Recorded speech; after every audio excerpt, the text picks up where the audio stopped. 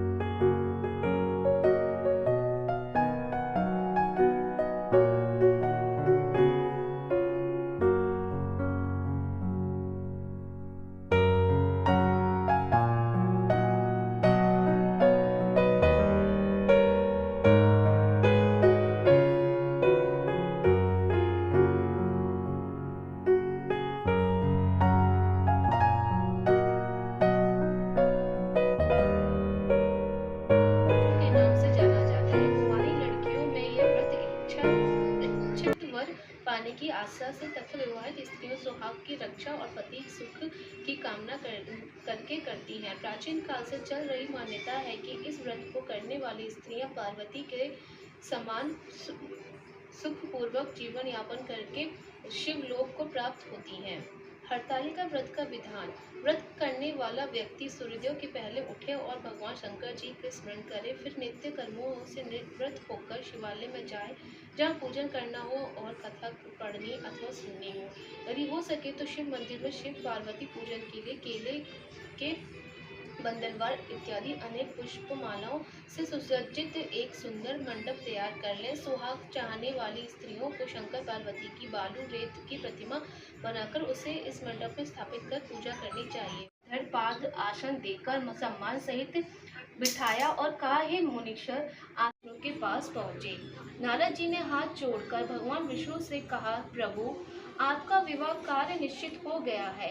इधर हिमालय में पार्वती जी ने पूर्वक कहा, हे पुत्री, मैंने तुमको गरुड़ ध्वज भगवान विष्णु को अर्पण कर दिया है। पिता के इन वाक्यों को सुनते ही पार्वती जी अपनी सहेली के घर गईं और पृथ्वी पर गिरकर अत्यंत दुखित होकर विलाप करने लगी। उनको विलाप करते हुए देखकर सखी बोली, हे देवी, तुम किस कारण से दुखी पाती हो, मुझे बताओ, मैं अवश्य ही।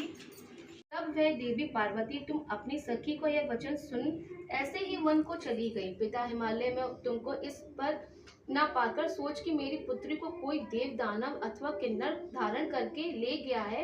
मैंने नारद जी को वचन दिया था कि मैं पुत्री का गरुड़ ध्वज भगवान के साथ वरण करूंगा। हाय, अब यह कैसे पूरा होगा। ऐसा सोचकर वे बहुत चिंतातुर होकर मूर्छित हो गए। तब सब लोग हाहाकार करते हुए दौड़े और मूर्छा दूर होने पर गिरिराज से बोले कि हमें आप अपनी मूर्छा का कारण बताओ। हिमालय बोले, मेरे दुख का कारण यह है कि मेरी रत्न रूपी कन्या को कोई हरण कर ले गया है, सर्प डस गया है, किसी सिंह या बाघ ने मार डाला है, वह न जाने कहाँ चली गई या उसे राक्षस ने मार डाला है। इस प्रकार कहकर गिरिराज दुखित होकर ऐसे कांपने लगे जैसे तीव्र वायु के चलने पर कोई वृक्ष कांपता है। तत्पश्चात हे पार्वती, तुम्हें गिरिराज साथियों सहित घने जंगल में ढूंढने निकले। सिंह, वाघ, रीछ आदि हिंसक जंतुओं के कारण वन महाभयानक प्रतीत होता है। तुम भी सखी के साथ भयानक जंगल में घूमती हुई वन में एक नदी के तट पर डोलने लगा। मैं उसी स्थान पर आ गया जहाँ तुम और तुम्हारी सखी दोनों थी। मैंने आकर तुमसे कहा, हे वाल्मीकि, मैं तुमसे प्रसन्न हूँ, तुम मुझसे वरदान मांग। तब तुमने कहा कि हे देव, यदि आप मुझसे प्रसन्न हैं तो आप महादेव जी ही मेरे पति हो। मैं तथा वस्तु ऐसा कहकर कैलाश पर्वत को चला गया और तुमने प्रभात होते ही मेरी उस बालू की प्रतिमा को नदी में विसर्जित कर दिया। हे शुभे, तुमने वहाँ अपनी सखी सहित व्रत का पारायण किया। इतने में तुम्हारे पिता हिमवान भी तुम्हें ढूंढते ढूंढते उसी घर के पास पहुँचे। नारद जी ने हाथ जोड़कर भगवान विष्णु से कहा, प्रभु, आपका विवाह कार्य निश्चित हो गया है। तारा ओम शिव ओंकारा, एकानन चतुरानन पंचानन राजे शिवकारा, हसानन गरुड़ासन वृषवाहन साजे। ओम शिव ओंकारा, दो भुज चार चतुर्भुज दस भुज ते सोहे, तीनों रूप निरखता त्रिभुवन जन मोहे। ओम शिव ओंकारा, अक्षय माला वन माला मुंड माला धारी, चंदन मृग मृत सोहे भूले शशिधारी। ओम जय शिव ओंकारा, श्वेतांबर पीतांबर बागांबर अंगे, स्वामी बागांबर अंगे, सनकादिक ब्रह्मादिक भूतादिक संगे। ओम शिव ओंकार, ब्रह्मा विष्णु सदा शिव जानत अविवेका, प्रणवाक्षर के मध्य ये तीनों एका। ओम शिव ओंकारा, त्रिगुण शिव की आरती जो कोई नर गावे, कहत शिवानंद स्वामी सुख संपत्ति पावे, मन वांछित फल